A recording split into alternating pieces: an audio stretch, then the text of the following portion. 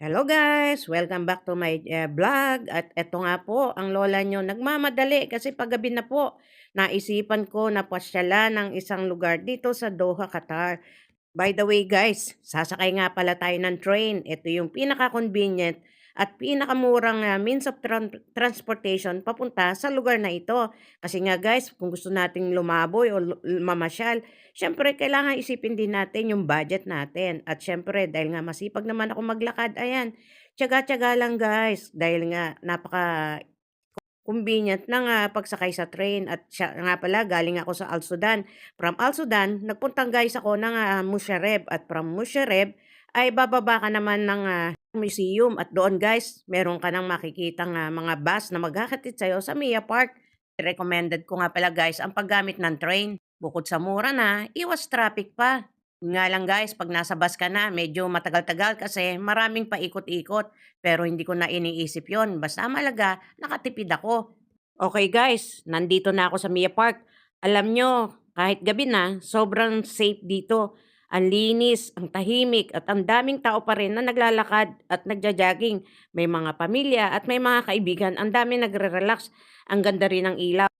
Lalo na yung reflection sa tubig kasi nga guys, napapalibutan to ng dagat.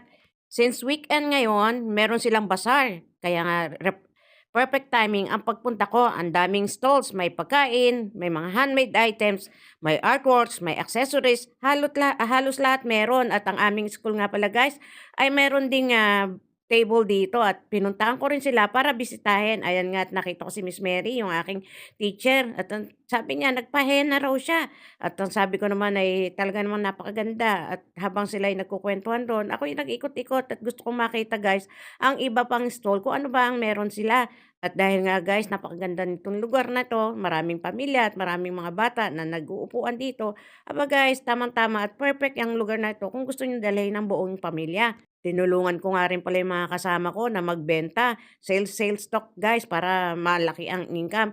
By the way guys, yung mga itinitinda namin dito ay mga handmade na gawa ng aming mga estudyante na malalaki na.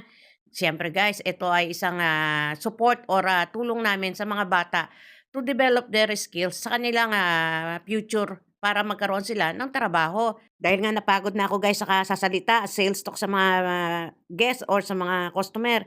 Ayan, lumakad muna ako at namasyal-masyal. Meron nga pala nagtitinda dito ng mga halaman guys. Parang nasa Tagaytay. Ayan. Pilipino nga pala ang nagtitinda guys, kaya mura yung mga halaman dito. At syempre guys, hindi mawawala ang authentic Filipino food. Ayan, nakita ko nga na merong tindang taho at gusto ko nga sanang matikman. Kaso ang sabi sa akin, ubus na